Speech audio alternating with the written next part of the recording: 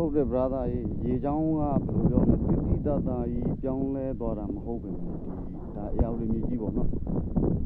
တချို့နေရာဒေသတွေဆိုလို့ဒီမှာရေတွေကခန်းသွားပြီနော်ဒါအရင်ကဒါငလင်မလုပ်ခင်ဒါရေတွေရှိတာပေါ့နော်ရေတွေရှိပြီအခုကရေတွေကခန်းသွားပြီဒီမှာပြီးလို့ရှိရင်ဒါဘာကြီးတွေလည်းမသိတူးရင်းနေအရင်တော့အဲ့ထဲထွက်ပြီအဲ့ထဲပြန်ဝင်သွားတာလို့ထင်တာပဲပေါ့နော်ရေတွေကဒါအရင်တော့ဆိုတာဒီနေရာတွေကရေတွေပါအခုကဒါရေမရှိတော့ဘူးပေါ့နော်ရေမရှိတော့ဘူးလူတော်ဆင်းလို့ရတယ်ဒီနေရာတွေဆို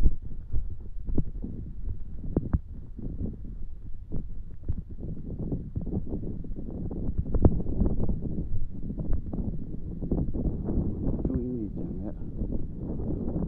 အဲ့ဒါပြန်တော့ပိတ်သွားကြပြီနော်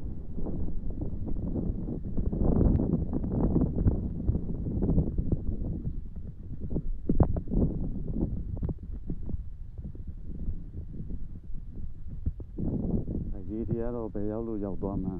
မသိတော့ဘူး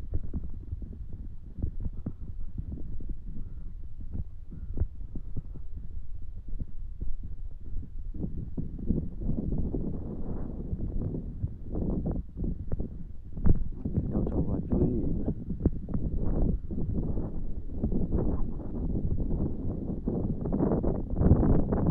သာသာတို့ပြောလို့ဒီရေချောင်းကပြောင်းသွားတော့တယ်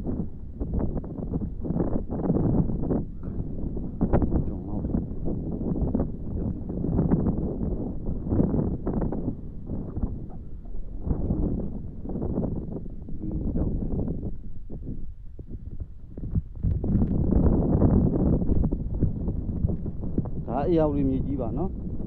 ဒါကျွန်တော်တို့ဒီစကိုင်းနဲ့မန္တလေးကြားပေါ့နော်စကိုင်းနဲ့